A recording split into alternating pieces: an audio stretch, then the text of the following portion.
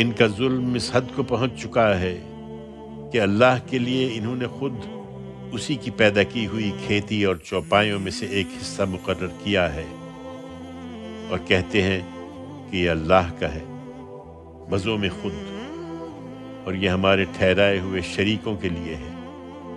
پھر جو ان کے ٹھہرائے ہوئے شریکوں کے لیے ہے وہ تو اللہ کو نہیں پہنچ سکتا، اور جو اللہ کا ہے وہ ان کے شریکوں کو پہنچ سکتا ہے۔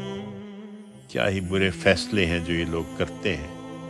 اسی طرح بہت سے مشرکوں کے لیے ان کی اولاد کے قتل کو ان کے ٹھہرائے ہوئے شریکوں نے خوشنما بنا دیا ہے، اس لیے کہ ان کو برباد کر ڈالے، اور اس لیے کہ ان کے دین کو ان کے لیے مشتبہ بنا دے۔ اللہ چاہتا تو وہ ایسا نہ کر پاتے، لہٰذا انہیں چھوڑو کہ اپنی اسی افطرا میں پڑے رہیں۔ کہتے ہیں کہ یہ چوپائے اور یہ کھیتی ممنوع ہے، انہیں صرف وہی کھا سکتے ہیں جنہیں ہم کھلانا چاہیں اپنے گمان کے مطابق۔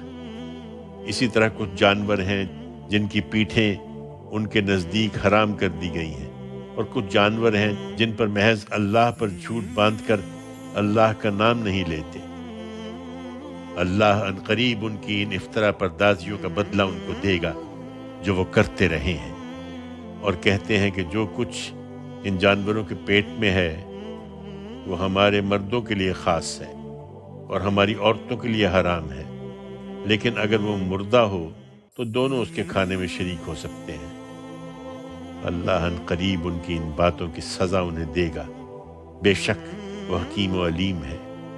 یقیناً نامراد ہوئے وہ لوگ جنہوں نے اپنی اولاد کو محض بے وقوفی سے بغیر کسی علم کے قتل کیا، اور اللہ نے جو رزق انہیں عطا فرمایا تھا اسے اللہ پر جھوٹ باندھ کر حرام ٹھہرایا ہے۔